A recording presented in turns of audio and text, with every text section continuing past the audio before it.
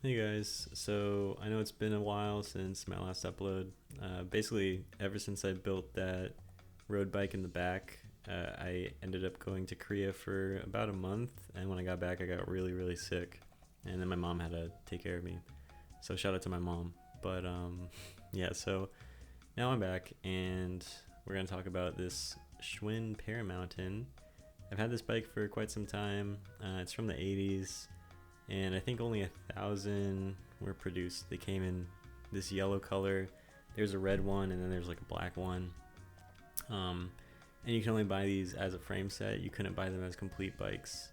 So for the fork, I have a Carver fork. It's steel, and then it's got some Shimano Dior LX front canty brakes.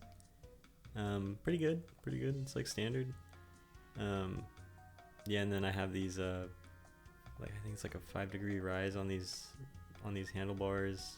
I got a T Yoga stem, and it's got a square taper bottom bracket and a Shimano Dior XT rear U brake, super 80s, or so I'm told. Honestly, they felt pretty good.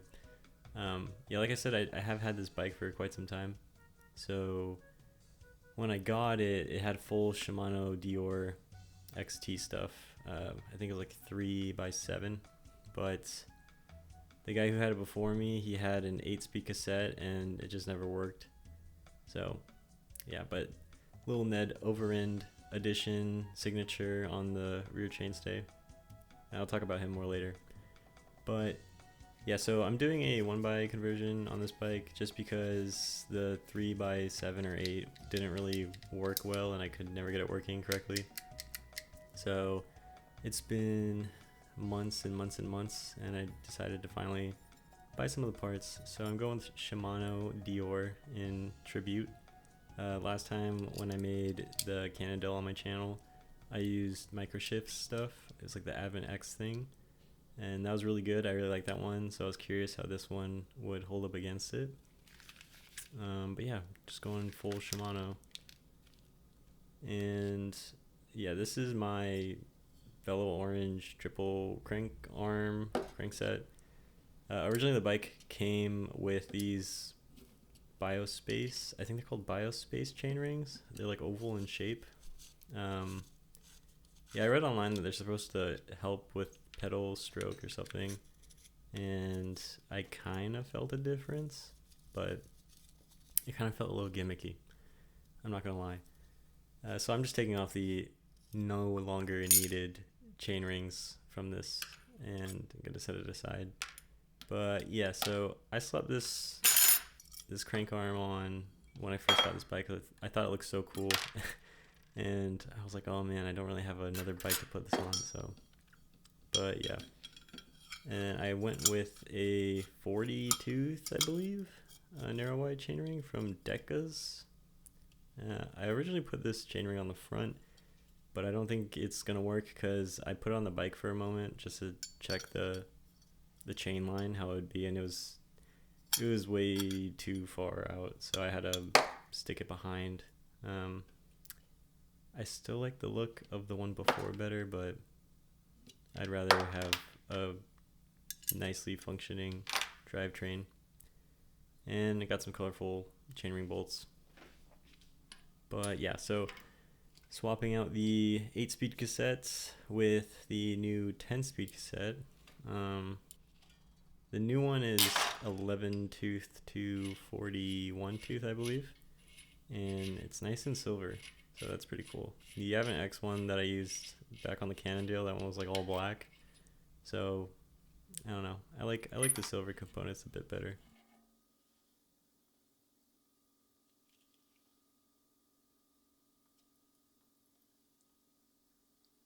And yeah, this thing looks like a frisbee. This thing is huge.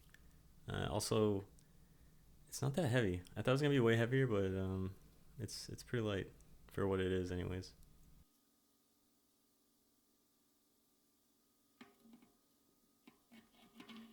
So this bike, like I said earlier, is Ned Overend, and if you don't know who he is the goat of 90s mountain biking. I think he was like a champion or something. He won first place multiple times. Yeah, he's still alive. He's like 70, I think, and he currently works for Specialized. But yeah, so pretty cool. I don't know if he'll ever see this video, and if he does, I don't know if he really care, but he had his time with Schwinn, so little tribute to him.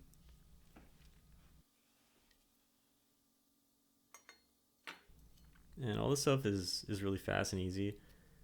Thankfully, like the bike is already put together, so I don't really have to do anything crazy. Like when I first got this bike, I tore it all down and then put new grease in all the bearings and everything and all that stuff. So now I'm just putting everything back on, and I can reuse my original cables. But yeah, so these pedals in my last video, I used them on the road bike, but these are where they should be. And I'm just putting in the rear derailleur now.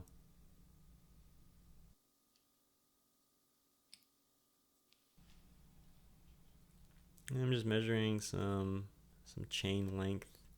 I don't know if I really like the Shimano chain from that pin system that it uses. I think I'd rather use the quick release links, which are not included in this Shimano chain that I got. Yeah, I don't know. I just think that it's easier to use the quick links.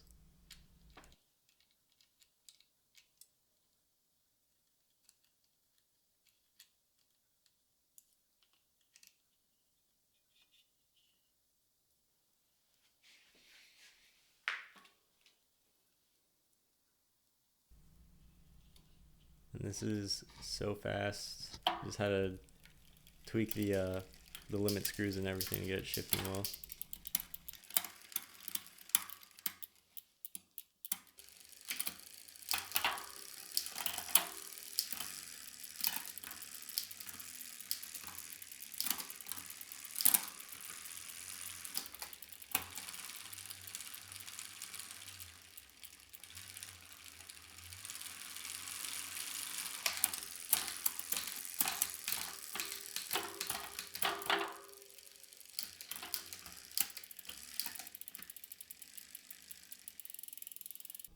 This was probably the hardest part of the entire process, is these damned ESI grips. They feel really good. They're nice and plush, and when I was riding it after this, it felt fine. But putting them on for some reason was the worst thing ever. I was using isopropyl alcohol to kind of lubricate it and get it to slide on, but like, I even took off my jacket. I was sweating trying to get this on. So it was not fun. I don't have compressed air since I work in my living room. I don't really have a shop, but yeah, I got them on, and I'm just dialing in the angle of the levers and everything.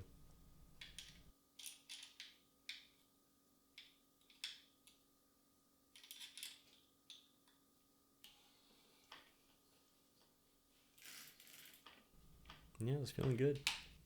So I was just giving it one last wipe down before I go out and give it a little test ride.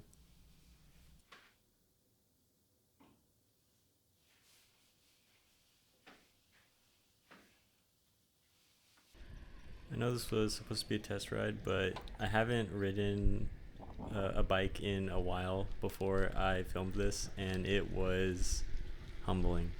I was out for like 15 minutes, I think, and I was winded. So now I'm a lot better, but this was just after my hiatus. The bike feels really good though. Definitely prefer this over the not so functional previous drivetrain that was on the bike that I was dealing with for a long time. But yeah, I think I would still, yeah, I prefer this over the Advent X. I just noticed that I feel like the clutch is a little bit stronger, so the chain in the rear doesn't really move around as much, and it's a little quieter. I can't really tell a difference in terms of like shifting performance. Like on both systems, when I click the shifter, the chain moves, like how it's supposed to, almost the exact same time. But I do notice that the Dior is a little bit quieter compared to the Advent X. Yeah, so all in all, really successful, really happy how it came out, and I'll be riding this for a little bit longer. I do plan on selling this bike because I just find that I've been riding a lot more road bikes, and I have a lot of other bike frames in the house that I have to build up. So if you want to see that, please feel free to subscribe. It would really help me out. And yeah, I'll see you guys next time.